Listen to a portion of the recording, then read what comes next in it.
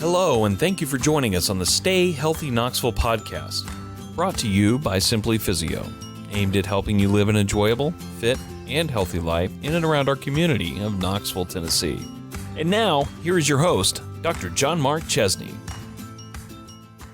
Welcome to the Stay Healthy Knoxville podcast. I am not John Mark. I am Chris Hill. I'm actually John Mark's producer on the Stay Healthy Knoxville podcast. And today I have the pleasure of introducing John Mark, who specializes in back pain, neck pain, and headaches. He's a doctor of physical therapy, orthopedic certified specialist, and certified dry needing specialist. He's also the owner and founder of Simply Physio. He grew up here in Knoxville, Tennessee. He's a graduate of Clemson University, and he received his physical therapy degree from the University of Tennessee at Chattanooga. He completed a residency focused on orthopedics and manual therapy and has treated thousands of people suffering from neck pain, back pain, and headaches over the years.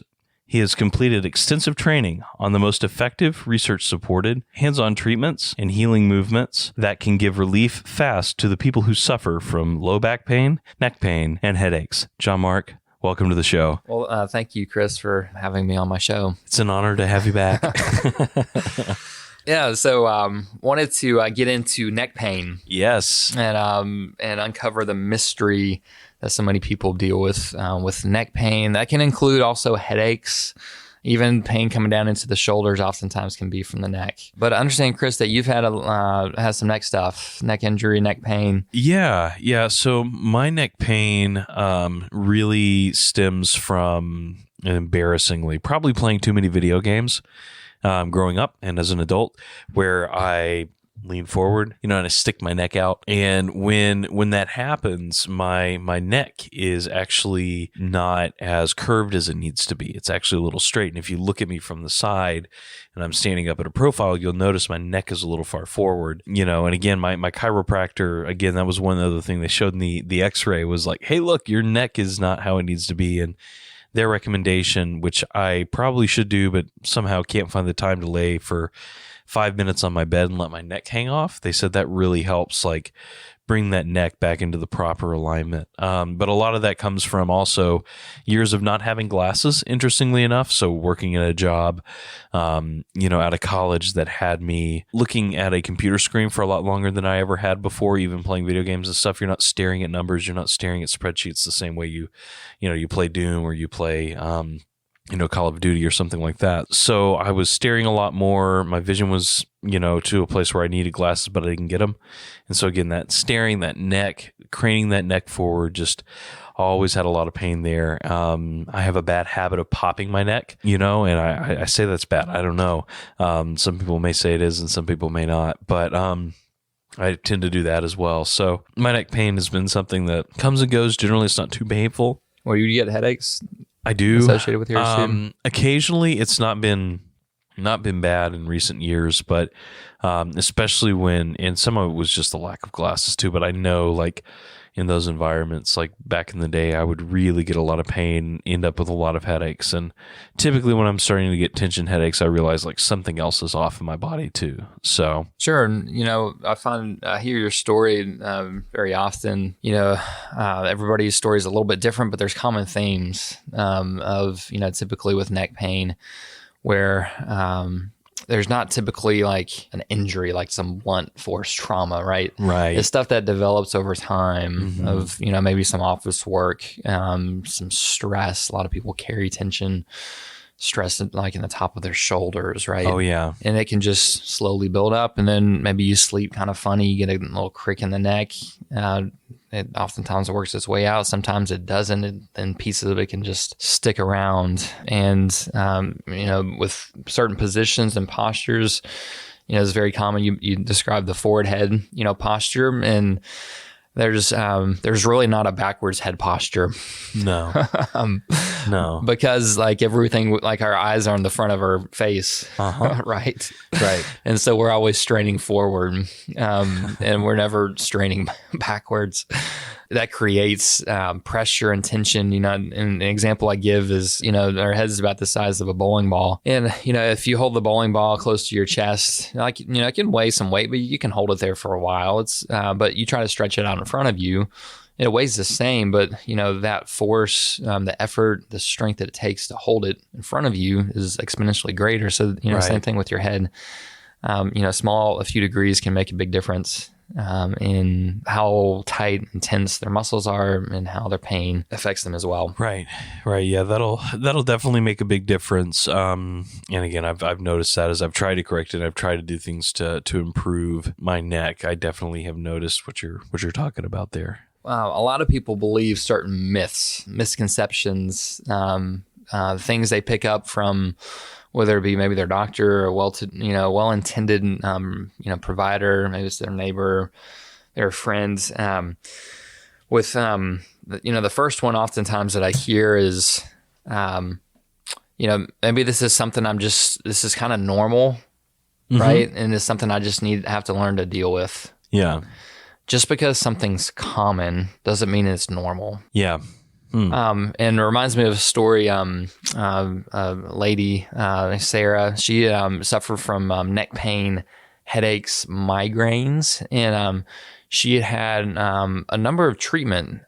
She had chiropractic adjustments that gave her some relief, but it would come back.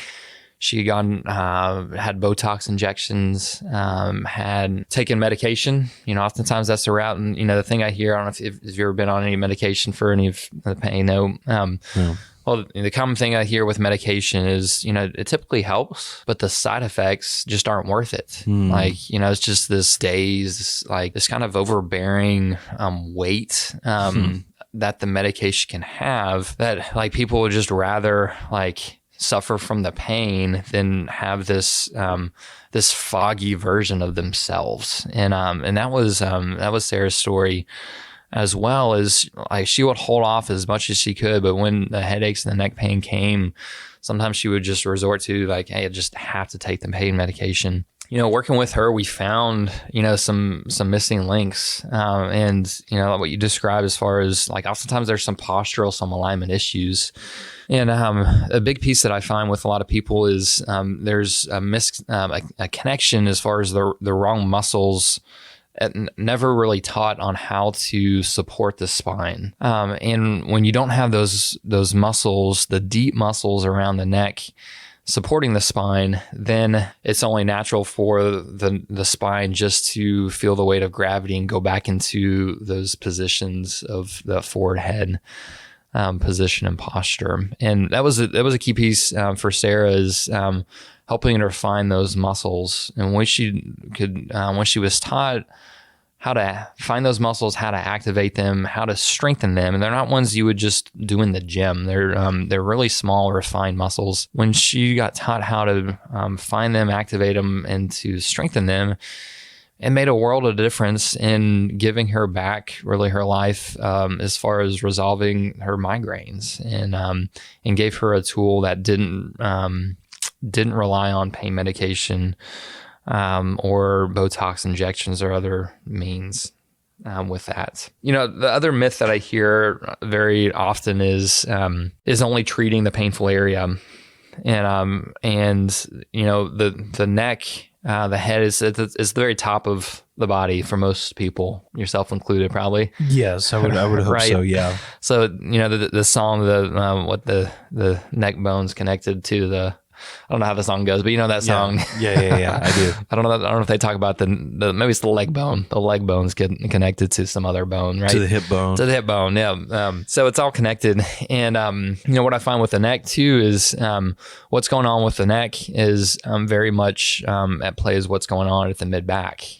And what's going on with the mid-back is connected to what's going on with the hips. And when no one takes the time to really look to connect these pieces, somebody again will probably get some relief of some neck treatment, some massage, some adjustments, but they're running the risk of it coming back at some point in the future, when no one's taking the time to look elsewhere at restrictions, at bad movement patterns, that's maybe past injuries that they thought that they've recovered from. But movement has shifted because of the way that they've recovered. And maybe they don't have pain anymore in that area, but the whole body is now adjusted and compensated in a way that creates tension and strain up the chain. And it finds its point at the weak spot. an analogy I like to give is, I don't know if you've ever, have you ever had a leak at your house? Yes. Okay. Where was your leak? Where did you find, like, did you find a puddle, or what did you find? Yeah, you find typically you'd find like a puddle around the toilet. That's where we typically had our leaks. Sure. So, the first step, around the toilet is kind of a susceptible spot. But, the first thing is like, hey, let's just hope that it's not anything bad. The quick and easiest thing would be see some water on the floor to do what? To wipe it up. Wipe it up. Yeah. Exactly. And that's what most people do, is see water on the floor. Maybe somebody, spilled a cup, right? Mm-hmm. One of the kids, came in, and so it's just, wipe it up. So you wipe it up, you come back an hour later and the spot's there again. Yeah. So what's your next thought? This is worse than I thought it was. I better start looking at it and see where the leak's coming from. Right. So it's right next to the toilet. Don't really know if it's coming from the toilet. You can kind of think it may be. If you were wanting to investigate a little further, what might you do to figure it out? I mean, I would probably try and open up the toilet and start looking at like where the water's coming from. Like, what if it's rained a whole lot, right? You see a water spot on the ceiling. Maybe it's just a kind of a coincidence that it ended up by the toilet. Yeah. Right. So maybe it's coming from the upstairs toilet. Exactly. So you see a water spot on the ceiling, but does it mean that that's where, like, now, like, the hunt's on? Yeah. Right. Now I have to go explore where what's up there, what's causing that leak. Right. And then you go upstairs and there's another water spot on top of that, area. And so then you're tracing it out, and then you go up in the attic, and then you're following it through, and you're tracing it to the chimney. And chimneys may be off, 20 yards away, but it's traveling down this beam, dripping down. And that's a good analogy of what can go wrong when somebody just treats the painful area. Like, they wipe up the water. It looks good. It's quick and easy, and it may do good for a while. But if it's just a very slow dripping, it may take some time, but then it shows back up. And when it shows back up, it tells me that there's likely, like, the roots of the issue, the source of the pain hasn't been identified. And somebody needs to start what I call zooming out. We got to zoom out first.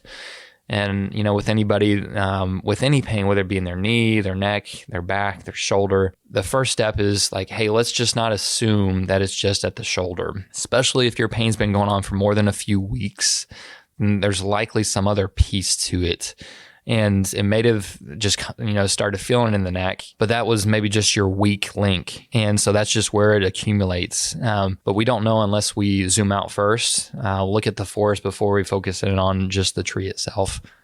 When we do that, we can be confident that we can identify a plan that puts pieces together that is not just focused on the temporary pain relief, but also is focused on, like, the long term. So, Chris, I'd love to share, I had a client recently, her name was Lisa, that I think a lot of people identify with, and share a little bit of her story. She worked in an office job at a computer, and she had worked for 30 years, or for a long time in this type of occupation, sitting more sedentary. And she had also been involved in 3 rear-end car accidents, so it had some trauma, some injuries from that. So she had been dealing with some neck pain for a while. She had trouble looking up towards the ceiling.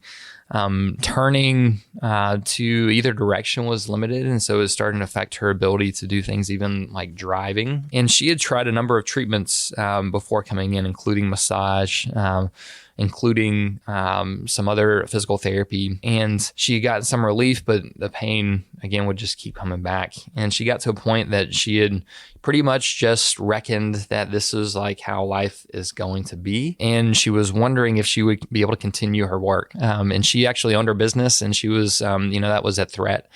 Is if she would be able to continue, focusing on the job, and if she could, keep her doors open. She came in, we met for what we call a discovery visit, and talked, identified some things that I really thought I could help her with.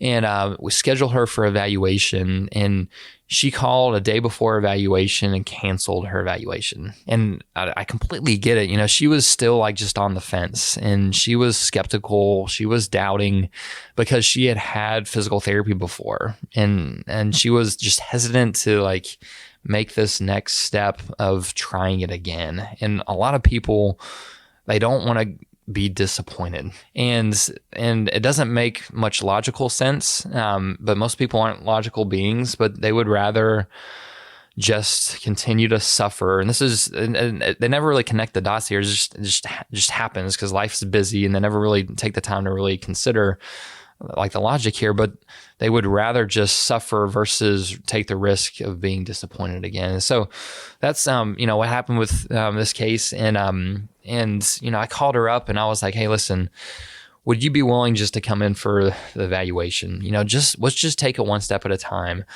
And, I'm confident I can help you. I understand that you're hesitant and you're a little bit skeptical. But there's a place for that, here. So give us a chance to come in for one visit. Let's see what we find. And then from that, we can determine if it's really worthwhile to continue treating or not. And we found some pretty nasty trigger points in her shoulder blade, some even breathing, some dysfunctions with how she was breathing, how she was managing stress, and some movement restrictions as well. And, within the evaluation, we identified some things that hadn't been identified before, and it gave her some hope that we'd gotten some pieces of the puzzle that hadn't been connected. So we utilized some different treatments. One was she had actually had a pinched nerve that she'd been told around her shoulder blade it was a pinched nerve, and that there was nothing that really could be done with it.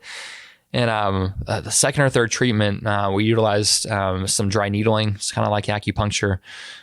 More Western medicine approach. And within one treatment, like that's what she thought was a pinched nerve was gone. And it's common that we'll see these pretty quick changes fast. And it helps to give people hope. And I expect to see changes too. And not that, everybody's healed in 2 or 3 visits, but that they can see like, hey, this is going to be worth making another step forward. And that's what we did, and that's what we worked on. And by the end of her session, she was able to get back to her office. Like, she was able to move her neck freely. Her range of motion was back to where it needed to be. And she was telling me that ultimately this gave her the opportunity to continue working, continue enjoying her life, to be able to take care of her dog. She had a high school daughter, I believe, and keeping up with her daughter. And by putting those pieces together, it really allowed her to be the version of herself that she knew she could be. And really with Lisa, it had gotten to a point where before she started, she was wondering if she would have to go down the surgical route. And there's a lot of great surgeons around and specialists too. And Chris, you had surgery recently, right? I did, yeah. And surgery on my kneecap. So what kind of specialist did you see? I saw an orthopedic specialist in knees. And he specialized in the knee. Yep. Was he a pretty good surgeon? Yeah, I think he's actually the University of Tennessee's like official doctor for knee surgery. So you'd highly recommend him. Oh yeah, Dr. Mathian. I'll give him a shout out. All right. So what if you were having let's say some sort of chest pain, and you got tested and you had some defect in your heart and you needed to have surgery. Dr. Mathian, he's a good surgeon, right? For my knee. For your knee. I don't think he'd be as good on my heart. You don't think so? No, I don't think so. And so, if you see a surgeon, you want to work with a specialist. Right. On the knee. If you got a heart issue, you don't want to see the knee surgeon. Right. And that's we're very fortunate to have specialists like we do for surgery. And, the piece that I find, with, the case of Lisa is when we're looking at movement and looking at the human body, just because, she may have had some disc herniation that could have justified having surgery. And if she needs to have surgery, then she wants to see a neck specialist who's really putting the pieces together as far as looking at like, why has that neck disc gone bad? Like, where's the stress coming from? And what I like to ask is like, let's ask another question here besides focusing on just where the pain is, we need to ask the question of what's bringing the pain on, why that's coming on for a reason, and putting the pieces together. So with Lisa and with all our clients, we take people through a 5-step process. And the first step is doing a head-to-toe movement examination. And with Lisa, what we found is she had some movement restrictions in her mid to low back, and we had to resolve that to take the strain off her neck. That has to be the first step. I tell people we got to zoom out, kind of that plumber analogy, right? We got to do a little bit of searching, especially when the pain's been going on for a while. From there, the next step is improving the movement, the restricted area, maybe where the pain's at. Maybe the area of pain needs to be strengthened. We don't really know, but we have to first improve the movement, the restricted area, and then move on to the third step of activating the right muscles, finding the support that they need as far as reinforcing the movement pattern with the right activation of the right muscles. From there, we got to put the pieces together. For Lisa, she needed to be able to lift up her dog. She needed to be able to work at the computer. So we had to make sure she also enjoyed playing some tennis. She did occasionally, but we wanted to make sure that she has the capacity to move in a way that affords her the ability to play tennis too. So that's really the fourth step with all my clients is we got to make sure that they can do the things that give them joy, give them satisfaction, that allow them to go on a hike, throw a ball, go to a yoga class, take care of a grandchild. That's what people want, is to get back to that level. The fifth and final step is people need to leave with a plan to make it all stick. They need to know what to do if symptoms ever return, so that they're empowered to piece it all together. I wanted to leave with our listeners here 5 of my best tips that you can apply to even today with neck pain. And, if your neck pain is something is more mild, then you could find full resolution by applying these tips. And so it's a good place to start.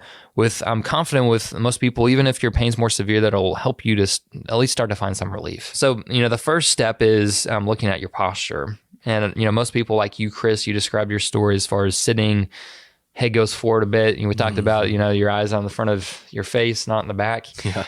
And so people strain forward. And so a movement that I find with most people that they need to incorporate is what we call a chin tuck. And so what you're doing is you're bringing the head back over the shoulders. You're not looking up towards the ceiling. Imagine if, I like this analogy, you could use it with a guy or girl. If an ugly guy is about to kiss you, what do you do to back away? You make yourself like a double chin and do a chin tuck. Yeah. Hopefully you won't have any ugly guys coming for you. Well, if you do, you got to make sure you're practicing your chin tuck so you can get out of the way. Yeah. So that's an easy one that, again, most people that will help to release some of the tension and strain in their neck. The second one is motion is lotion, movement is medicine. What I find, the same thing with Lisa, she has some restriction in her thoracic spine or mid back. And so she got into some stretches as far as freeing up her thoracic spine. Some rotation, some extension usually goes a long way with taking some strain off the neck. So looking at other areas of the body that are tight and stiff, and we got to get those areas loosened up as well. The third and the fourth step, Chris, where do you spend your time? One place or the other? The first place is if you're resting, where would you rest? Well, on the bed, of course. On the bed. Specifically for your neck, where does your head rest? On a pillow. On a pillow. So what kind of pillow do you have? I have a memory foam pillow. Perfect. That I use. And that helps a lot of people. What works for one person doesn't work for somebody else. So, right. You want to find the right pillow for you. Sleep's important, rest is important, a mattress is important, but the first place that I usually talk about with a neck, shoulder, headache issue is what kind of pillow are you using? And I'll just add to that too, just from personal experience. My mother-in-law gave me a pillow a long time ago, and it was nice. It was fluffy. It was also orthopedic, and it was one of those stay cool pillows. So it was like always nice and cool, and it was a great pillow, but it was really thick and fluffy. And over time, what I realized was like a lot of my neck problems, even some breathing problems that I started having a bit, were due to the fact that I had a pillow that was too big. And when I went to that thinner memory foam. It made a big difference in my neck and in my back and everything else. We also got a Tempur-Pedic bed at the time too. That was another step, but it definitely made a big difference once I got the smaller pillow. And a lot depends on your sleeping position, your posture. We mentioned your posture earlier, like more your sitting posture, but your sleeping posture too. If you're sleeping on your back, you need a thinner pillow. If you're on your side, you really need a pillow that's a little thicker to fill in the space between your shoulder and your head. The space on your back between your head and your back just isn't as large to keep your spine in a neutral position. So depending on what position you're primarily in is going to change like the thickness of your pillow too. Yeah. Another places to look at your foundation, even coming all the way down to your shoes, of making sure, especially if you're on your feet a lot, is what are the foundation as far as good shoe support. Again, it can have a trickle effect all the way up to the neck, how you carry strain and stress. The fifth step is seeing ultimately a movement specialist. Again, if your pain's been going on for a while, work on these tips that we just mentioned. It should give you some relief, but you should expect, to overcome these injuries and this pain that keeps coming back. And oftentimes you just need to work with somebody who can put the pieces together. Somebody can look at movements to help identify where that missing link is. And once that's identified, and it's a game changer in helping to give somebody back the capacity to be free from their pain and get back to the things they love doing. That's it really with the neck. What we can transition to the 5. So now for my favorite part of every episode. That's right. Of Stay Healthy Knoxville, and that is where the host gets to ask the guest, what is on their to-do list or their bucket list around Knoxville. So, John Mark, I've got a few questions here for you, and I'm just going to go ahead and ask them. So, first question here is, what is your favorite place to enjoy outside around Knoxville? So, favorite place, the first one, we got them young kids, and so sometimes it can take some work to get out, but the easiest place to get out is in the backyard. Okay. Quite frankly, the backyard, the neighborhood, we got a trampoline over the summer, and just going out there and exploring, what's in our own backyard. It's, most everybody has a spot outside, just outside your own house, that you can, walk around, get some fresh air. It doesn't have to be something that's, 30 minutes away. I really encourage, people to think about, again, keeping things simple, and, the simplest thing is the easiest thing. So tell us something that is on your bucket list to do around Knoxville. Yeah, so bucket list, our family, the kids, we like to do some bike rides. And one area that I've loved to explore is the Baker Creek Reserve. And they have a natural playground for kids, and they also have some more kid appropriate trails. Nice. Like there's a paved area, they call it a pump track. And I was looking at some videos. There's some pictures of that area. They also have some more intense adult downhill. I don't think I would. If I did, I'd probably break something. But they have from very high skill level trails, but they have a lot for the kids. So I love to go explore that area with the family. Okay, cool. What about your favorite restaurant in Knoxville? So I'm going to give 2. The first one is Yasan's. Falafel House. So I got one downtown and also in Cedar Bluff. So it's a quick spot to go. It's relatively cheap. It's just a place that you can go enjoy some lunch, and I love that style food. They have great falafels. Heroes as well. So I love me some Yasan's. And friendliest place in the U.S. That's right. They won that award, about a year ago? Yeah. That's right. The other one for a little bit more upscale is Kefi. Kefi. I'm not sure if I'm pronouncing it right. Yeah. But it's Greek-inspired, more tapas down in Market Square. So it's a nicer restaurant, really good vibe, really cool, just atmosphere. Have you been there? I have not yet. We've had some food catered from them. Okay. And we got it cold, so I'm trying not to judge it, and I'm trying to convince my wife, babe, don't judge them based on that, because, my wife, and listeners probably don't know, my wife is actually Turkish. So Middle Eastern food, she is very particular on. And yeah, so I'll leave that discussion for another time, but I'm trying to convince her we need to go there and actually try it, fresh in the restaurant, because I've heard really good things. Yes. I definitely want to go. All right. So what is your best tip or recommendation for staying healthy? Well, the first thing is ultimately, if you've tried a few things, is to try another thing or two, to get rid of ongoing, persistent, chronic pain. And whether that be, coming in here to Simply Physio, whether that be, given a different style chiropractic, a chance. I'm all for conservative treatment, and I know a lot of different providers that operates that's not operations, but they work in different capacities. Their training is different. Whether it be acupuncture, CBD oil.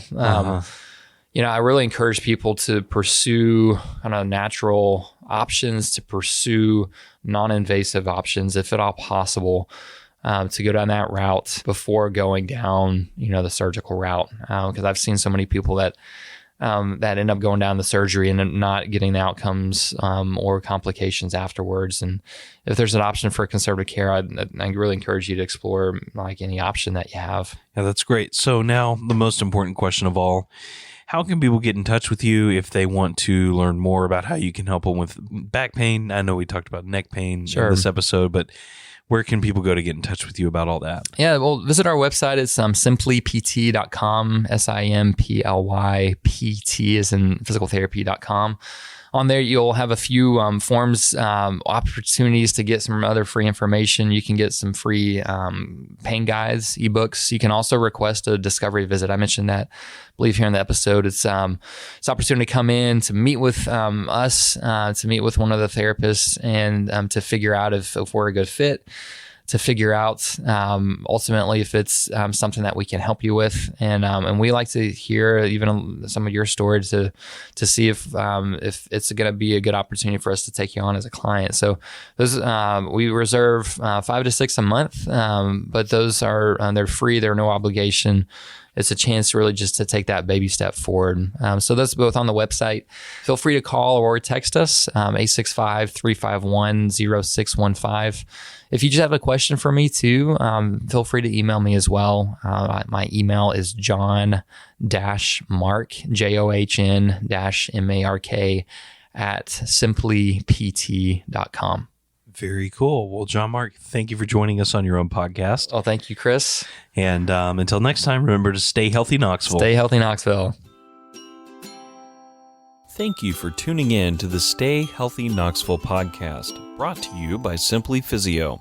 If your pain is preventing you from staying healthy and active, and you'd like to avoid surgery, pain medicine, or just want to get back to doing the things you love in and around Knoxville, we offer both a free ebook and free over-the-phone consultation to help you figure out the root cause of your pain and the next best steps for resolving it. Find our ebooks online at simplypt.com/health-tips. There you will find ebooks for topics such as neck and shoulder pain, lower back and hip pain, knee pain, and TMJ. These quick-to-read reports will provide you with expert tips, tricks, and exercises to help solve your pain from the comfort of your own home. Just visit simplypt.com/health-tips to download your ebook and have it delivered directly to your inbox.